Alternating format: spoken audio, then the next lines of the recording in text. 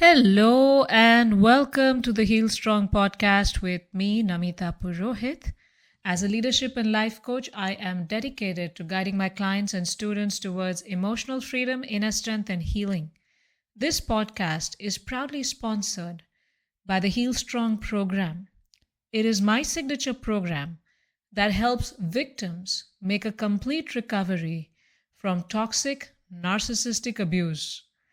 With the program, they get access to a complete online course roadmap, coaches, and a community of peers to help them rise back to their healed and whole self. In today's podcast, I am going to talk about what does the narcissist mean when they say I love you? And did the narcissist ever love you? When they said, I love you, and they said that to you a few times in the past, but then how they have treated you now, and how they have discarded you and done the smear campaign on you and gaslighted you and troubled you and spoken so ill about you just to protect your image. Did they ever love you? And that's what we're going to talk about today. And it's very difficult for me to break this to you, but no, they did not. The narcissist is incapable of love. We treat people the way we treat ourselves. If we treat ourselves with love, we're able to treat other people with love. Narcissists, by definition, are self-loathing. They're unable to have any amount of self-love. They hate themselves. They don't love themselves. And you may think, no, Namita, you're lying. They love themselves so much, they're completely focused on themselves and things like that. They're focused on their false identity, their false ego. They truly are not very tapped into their own needs and feelings. Everyone has needs for companionship, need for true, intimate, emotional connection, but they're not tapped into it.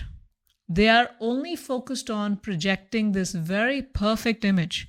And they don't love themselves because they know that they're not perfect. But they're so busy trying to create this false self so that they can get the love and the admiration from the outside. So they have the same disease. They are unable to love themselves. They have zero love for themselves. They hate themselves, in fact.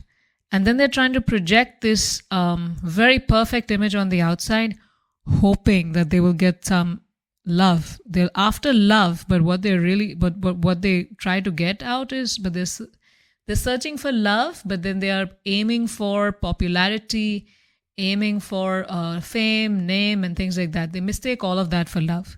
Now, when a person does not know what true love is, and when they're incapable of loving even their own selves, and they don't have acceptance of their own selves, loving yourselves means accepting yourselves fully with your flaws. They're unable to do so, and therefore the slightest criticism, they fly out of the handle. So they don't like themselves. They're not perfect. They can only love themselves when they're perfect. And for that, they create that perfect facade. And because they don't have love for their own selves, they're not in touch with their own needs and feelings, it is impossible for them to love another, to connect with the needs and feelings of another. They see everyone as just one thing, as one thing, an object that is there to fulfill their needs and passion. Yes? Now you may say that, no, Namita, you're just, you're so negative. You just keep talking about negative stuff in the podcast. The narcissist did love me. And there were such special, precious moments of love that, you don't know what you're talking about. Well, I'm happy if you had that. Either they were not narcissists or it was the love bombing phase when they were completely doing anything and everything to get you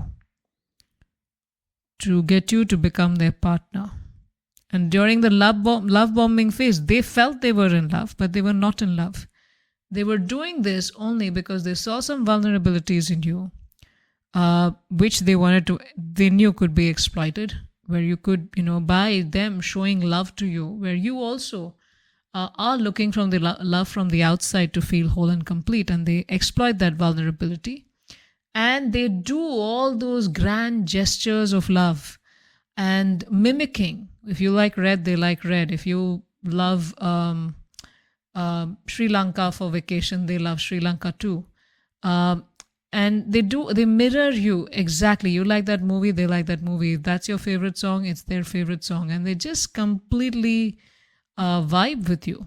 And they give you so much attention, so many gifts and things like that. And because you're craving for love too, because you don't have a healthy self-love quotient, you think all of that is love. And that phase feels really good. All your hormones are feeling excited. You're feeling a sense of calm, you're feeling a sense of bliss because you're being loved, so-called loved by them.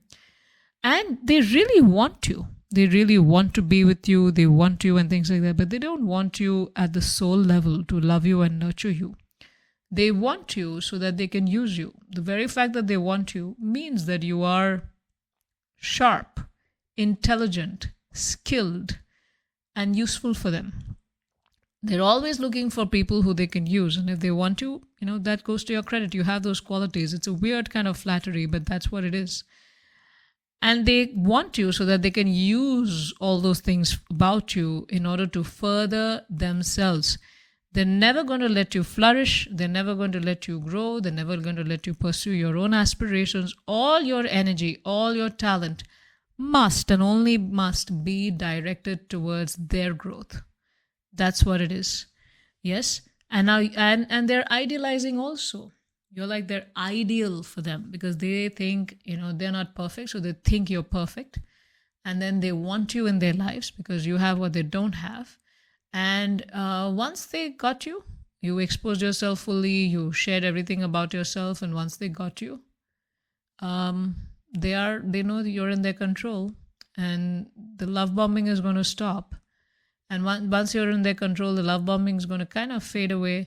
And as that happens and you come to reality with it and you kind of start seeing them for who they are, then they stop,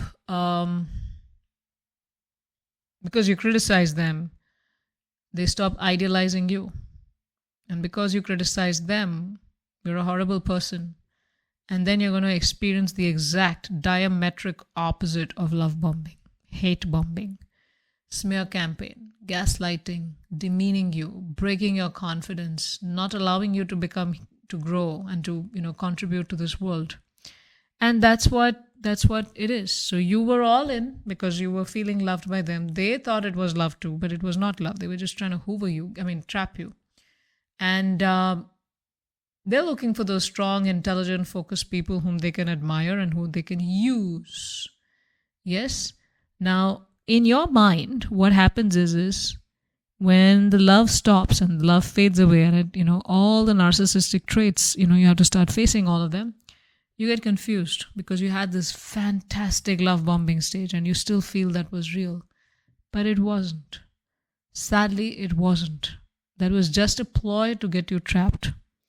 And once you were hooked, you were hooked.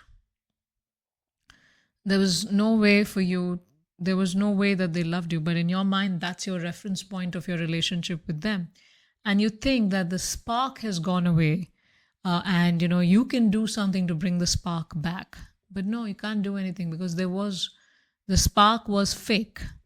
And someone who truly loves you will not break your confidence, will not dishonor you, will not treat you like an object. Someone who truly honors you will value you more than you value yourself, will truly value your needs and feelings, your dreams, your aspirations, your health, your growth, your happiness, your well-being. And the narcissists haven't given you any of that except for the love bombing. So remember this, when they say, I love you, they love the fact that you are this intelligent and great person whom they now have as their person with them, whom they can use. Not for a true partnership, but to use you and abuse you for their personal gain. So they don't really mean I love you. They don't know what I love you is. They have very low self-love quotient and therefore they can't love another person. Now the empath, you also have a low self-love quotient that you need to strengthen. And, I have self-love flashcards that are linked below. I have a self-love chakra healing bracelet to help you develop more self-love. And I also have a complete Heal Strong program to help you work on your vulnerabilities and to heal yourself completely of all your vulnerabilities, of all the abuse that you've gone through with them, and to become healed and whole and grow and glow again. So I welcome you to join the Heal Strong program with me, Namita Purohit, and you have the links below. I'd recommend the advanced pack because that's where you get coaching, courses, and community. But if that's not where you want to start, then you can do the starter pack. And if you don't like the starter pack, you don't want to even invest in the starter pack, then you could go with the free worksheet. But as an true act of self-love, you must invest in your healing. And I welcome you inside of the Heal Strong program. Wish you all the very best.